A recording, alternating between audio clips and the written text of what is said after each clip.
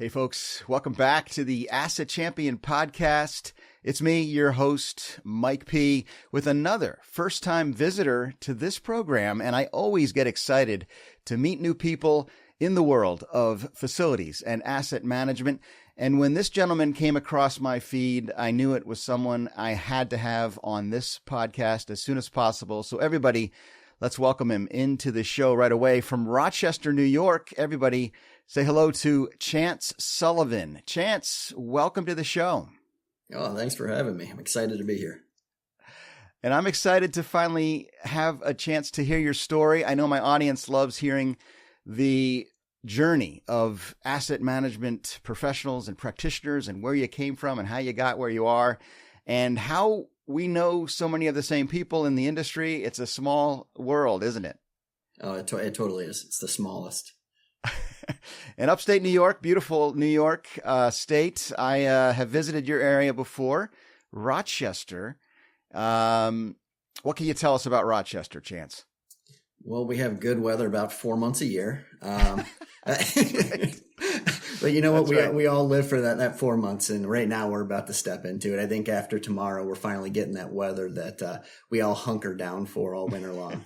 You know, we're tired of the minus 13s, but yeah, absolutely. You hibernate for 3/4 of the year, and then you come out, you see the sun, and then go back into the same bear lifestyle. Exactly. Back into your caves.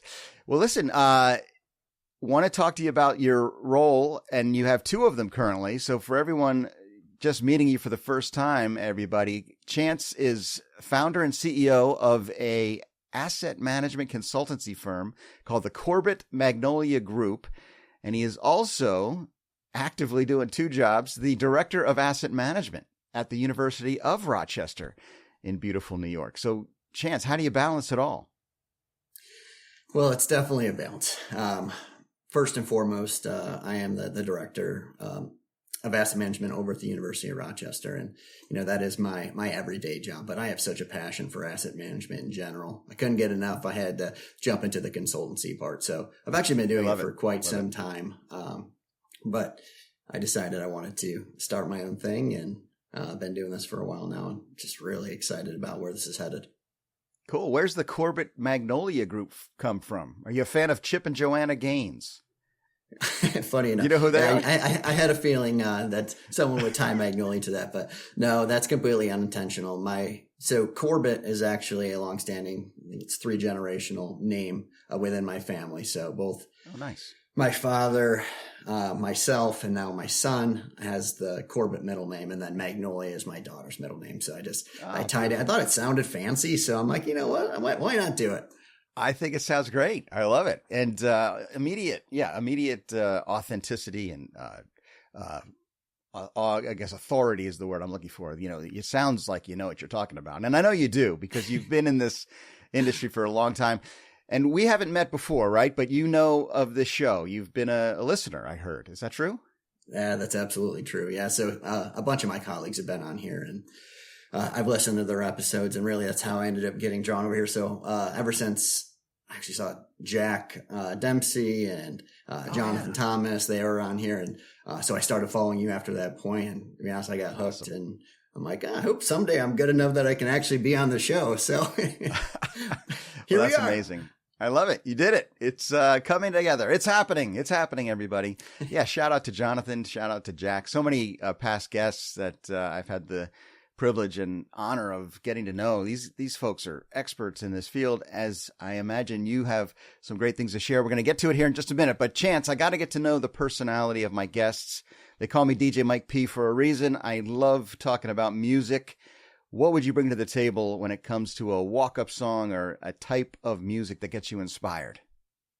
Okay, so inspired is one thing. Each day is an adventure, I can tell you that. So, awesome. I have those days where I'm walking into Eminem and I need that for the morning, or it could be some Tracy Chapman, AC/DC. It's really, every day is an adventure. So, but I will say, like, more recently, we actually inherited a record player from my wife's grandmother. And we've been playing it pretty much every morning while we're having coffee. And Fleetwood Mac has been our taste as of late. So, and that's really just been getting me going. So, favorite Fleetwood Mac song on vinyl. You got to play it on vinyl for the pop. Well, the chain is just always there, right? Like it's just such a classic intro feed all the way through. So I love that. Listen to the song. I don't know the lyrics, but it's like, I love the chain. You know what? I'm definitely going to let you try and sing, because if I do that, you're going to lose viewership. So never love me again. I can still hear you say to never break the chain.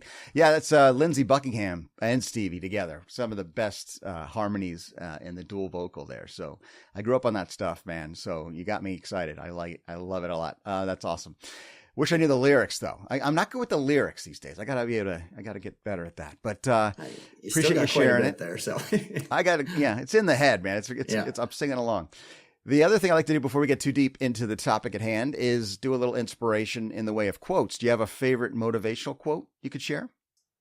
Yeah, I mean, it's pretty simple. It's kind of the same thing I live my life by. Nothing good comes easy.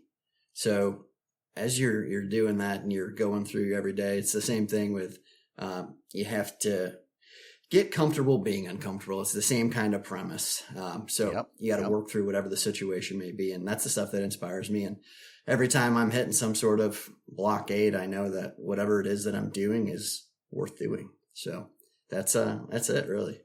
Simple Great enough. Stuff. Yeah, very simple, very straightforward, but perfectly aligned with the philosophy of this show. We're always talking to our audience about the fact that they have to continuously learn and upskill and get uncomfortable. You may be great at what you're doing now, folks, and whatever that world that you are an expert in feels comfortable and safe. But no, the safest place to be is outside the comfort zone, where you're ready for what comes next. And adaptability is something we talk about a lot here. And that's the kind of thing that makes someone an asset champion. But I wonder, from your perspective, how do you define the term? I've asked this for many of my guests. When you think of the fact that you're going to be on the Asset Champion podcast, what comes to mind? It comes down to stewardship, ultimately. So we know that there's a bunch of tools out there. And by tools, it can be as comprehensive as the standards that you're leaning into, the technology, the resources. You have to know when, how, kind of getting that full picture. And that's really what being an asset champion is about. Each and every situation is unique in its own way. So you have to take that, be adaptable. And going back to what we said before with being comfortable, being uncomfortable, get rid of that complacency aspect. Complacency is a killer within each and every business. Doesn't matter what sector you're in. So yes, workflows are great, all these things, but you want to make sure that you're really taking that next step and being that champion that you really want to be. I love it. Yeah. And it all comes into play, right? The standards. Jack's talked about them a lot on this show. Yes. I find his newsletter very interesting and educational. And I know that there are organizations out there that have embraced the standards and have really moved forward with their asset management programs in a, procedural way, and are doing a great job. But a lot of my listeners are working for companies that struggle with that. And I wonder what you do when you engage with a client, or you're just talking about what's top of mind here near the middle of 2026. What are you most focused on, Chance? And what would you want to share with my audience about the top priorities for our industry?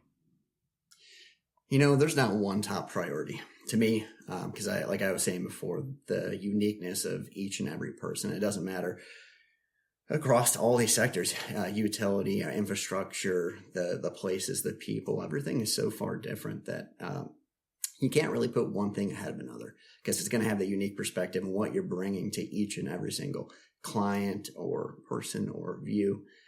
The thing I look at, even within America itself, is we're sitting on top of a lot of old infrastructure.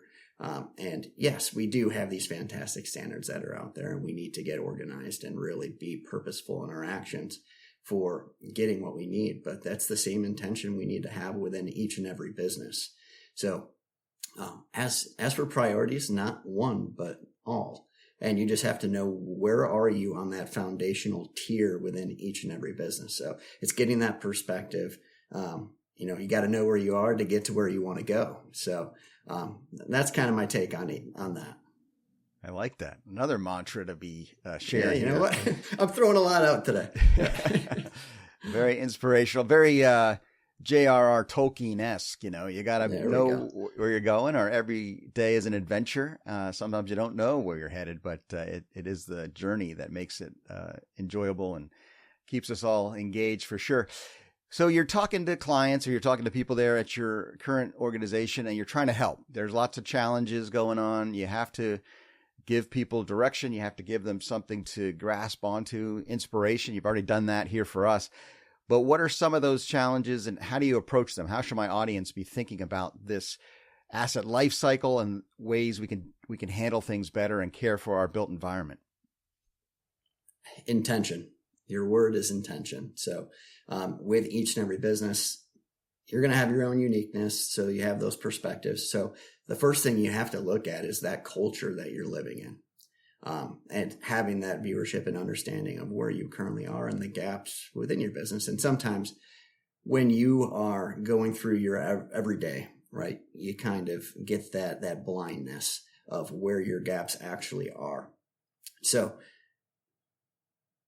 you have to be able to get that third party perspective sometime. And I'm not just plugging the consultancy aspect just too, but it really is necessary, because you can get caught in that every single day. So sometimes you do need those eyes from the outside to really look at what's going on, to figure out what those next steps are to get you out of there.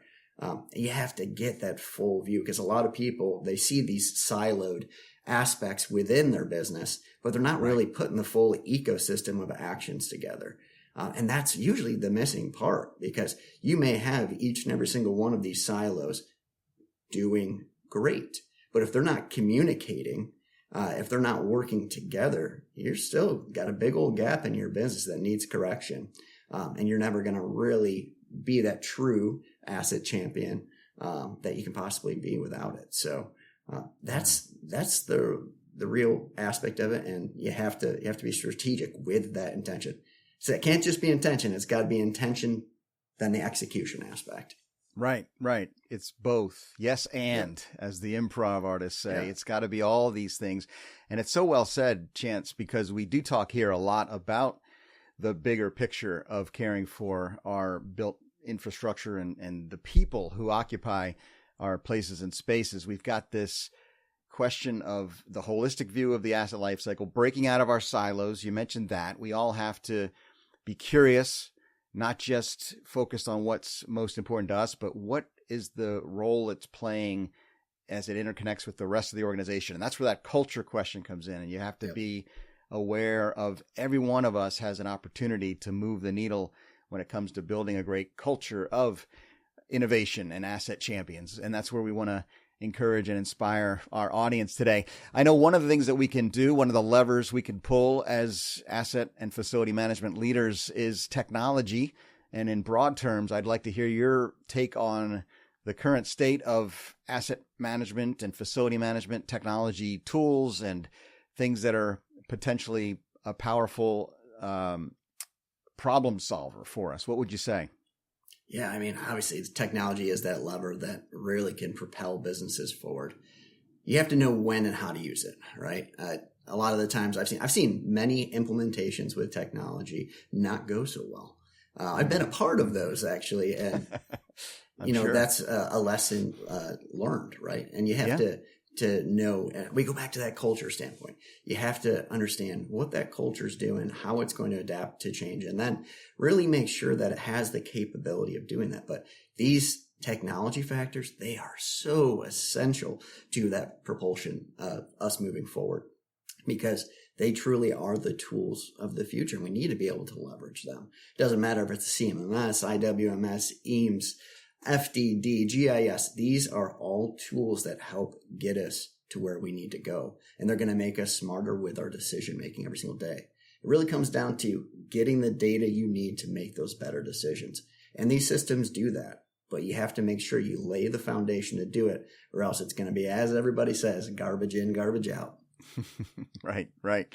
I love the alphabet soup. I love all the different types of systems. And you're right. It's the data, it's understanding that data, and then applying some of the analytical tools, some of the standards, and then knowing where to go from there. But when you're talking with your colleagues, your clients, potentially, what do they struggle with? Are there things related to technology that they're resistant to that you've seen over the years? And if so, how do you overcome those obstacles? Yeah, I mean, there's still resistance in the fact of just utilizing even cell phones in the field. I know that's kind of crazy, but it's still a fact of the matter. Yeah. A lot of people are still utilizing paperback versions of this. And when it comes down to adaptability, people are going to always flex to what they know and how they've done things. And when you truly show that things are easy, or if you work with them with that true intention, right? People will change over time. They have to really understand that it is for the greater picture, but usually it's a what's in it for me type of deal. And you have to know how to adapt to that and give that to them. Well, this truly is making your life easier, because guess what?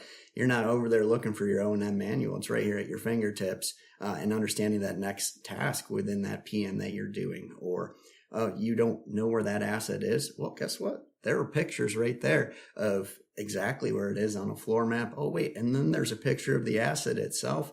I mean, nothing could be easier than that. So that paperback version, it may have been good, 30 years ago, but it truly is obsolete at this point.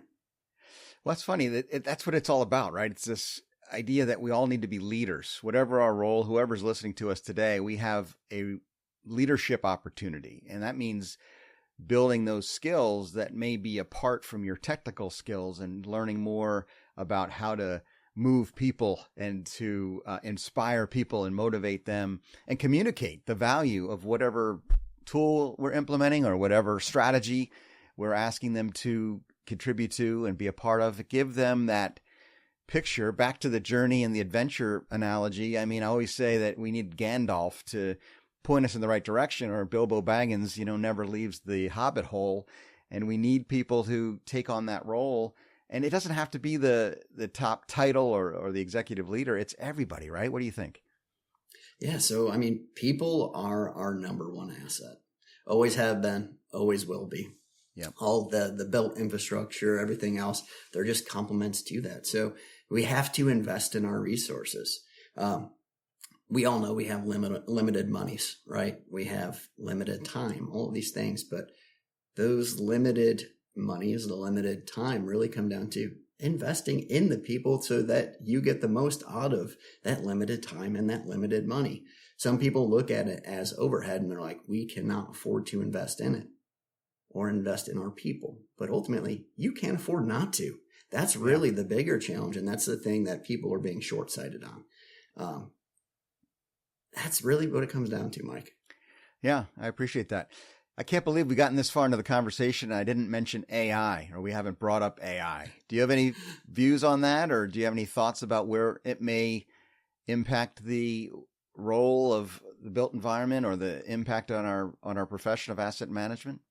Yeah, no, absolutely. So definitely have my take on this. It's one of those things.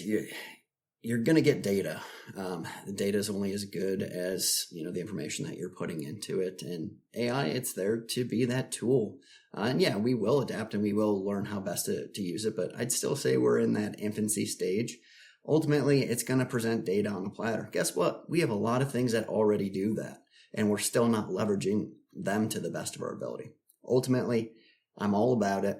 I'm all about having AI in there because I do want to streamline things. I do want to make better decisions within each and every business. And we are all operating on limited resources. I know this. I've been a part of operations for years and years and years. And I know that with these limited resources, I've been saying, I just need more people, more time, more energy. Well, it's just not the case. I mean, it is, but you still need to be able to know when you can lean on these tools. And AI is going to be just that human factor of dissecting that information and then knowing how to utilize it to make those better informed decisions. That's not going away. To be honest, it's going to be more important than ever, because if you're being fed something that's completely wrong and irregular, you need to know. But it comes down to training the people, leveraging the tools the way they need to be. And AI will be something that helps transform this business in a good way.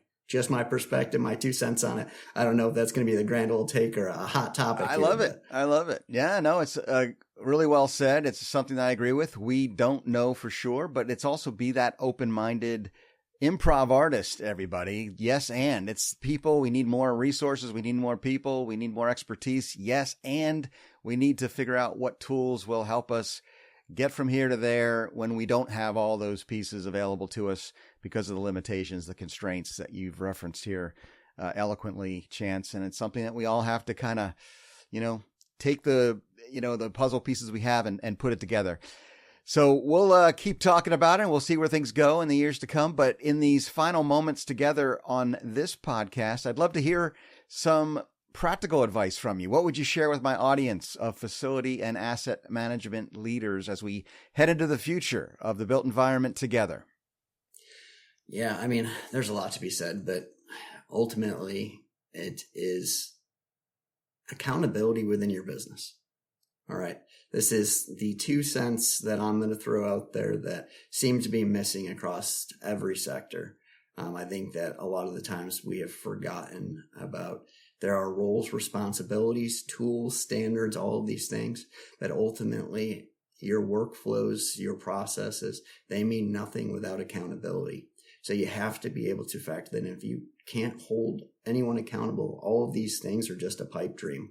You're never going to be able to get out of that hole. So leadership, this is where I challenge everybody. You have to be able to hold your teams accountable. There has to be set metrics. If you can't measure it, then there's nothing you can do with that information. So we need the data to be able to move our businesses forward in an intentional way and to execute. But there's going to be no good execution without accountability. So that's where I challenge everybody. Amazing. Great stuff. Really appreciate that. Thank you for sharing it.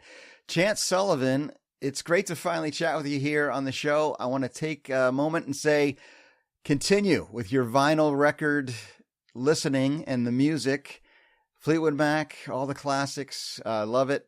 And we'll talk about it again in the future. Until then, thank you for taking time to join me here on the Asset Champion podcast. Yeah, absolutely. Thanks for having me today, Mike. I really do appreciate it. It's been a blast. Absolutely. A rock and roll blast. And thank you, everybody, for listening and watching this conversation. I hope it was valuable to you. If so, please consider sharing this podcast with a colleague or a friend. We'll continue together on our journey to encourage and inspire you to be an asset champion. Peace out, everybody.